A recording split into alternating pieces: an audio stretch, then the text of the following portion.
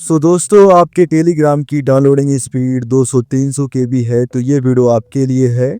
आज की इस वीडियो में मैं आपको बताऊंगा कि कैसे आप अपने टेलीग्राम की डाउनलोडिंग स्पीड को 35 से 40 एमबी प्रति सेकंड बढ़ा सकते हो। ये स्पीड जाएगी आपकी 70 से 80 एमबी प्रति सेकंड तक। तो चलिए वीडियो शुरू करते हैं और आपको बताते हैं कि कैसे आप अपने टेलीग्राम की डाउनलोडिंग स्पीड को बढ़ा सकते हो। उसके लिए आपको अपने फ़ोन में ये वीपीएन कनेक्ट कराना होगा। सिर्फ आपको स्टार्ट पे क्लिक करना है, आपके फ़ोन में ये वीपीएन कनेक्ट हो जाएगा। एंड वीपीएन कनेक्ट होने के बाद आपको अपने टेलीग्राम में आ जाना है एंड यहाँ से अपने उस फाइल को डाउनलोड लगाना है जिसे आप डाउनलोड करना चाहते हैं। एंड आप देख सकते हैं आपकी डाउनलोडिंग स्पीड 50 से 60 एमबी प्रति सेकंड बढ़ चुकी है। इस तरह से आप अपने टेलीग्राम की डाउनलोडिंग स्पीड को बढ़ा सकते हो।